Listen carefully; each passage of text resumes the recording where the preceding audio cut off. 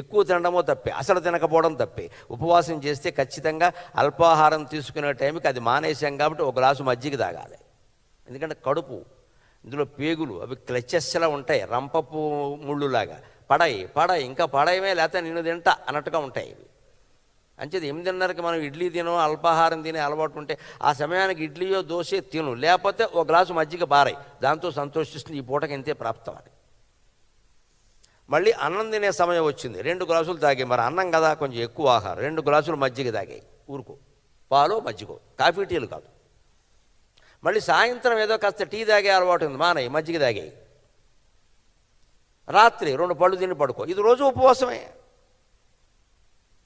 ఇందులో కటిక ఉపవాసం చేస్తే ప్రమాదం ఏమిటంటే, ఆ ఉపవాసం పెరిగిన కొద్దీ మనిషికి జ్ఞాపక శక్తి నశిస్తుంది.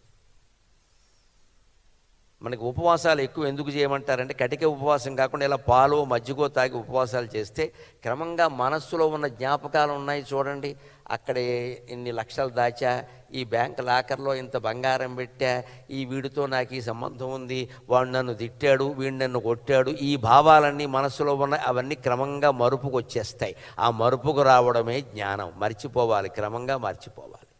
అన్నం తినడం మానేస్తే జ్ఞాపక శక్తి తగ్గిపోతుంది. అంచేత విద్యార్థులు, యువతులు బాగా తినాలి. 60 ఏళ్ళు దాటినవాడు క్రమంగా తగ్గించాలి.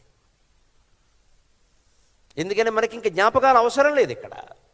అందులో సన్యాసి జీవితంలో ఉన్నామంటే జ్ఞాపకాలు వెళ్ళిపోవాలి. ఎప్పుడో 10 ఏళ్ల క్రితం జరిగింది, ఎవరో వచ్చారు, నన్ను గుర్తుపట్టారా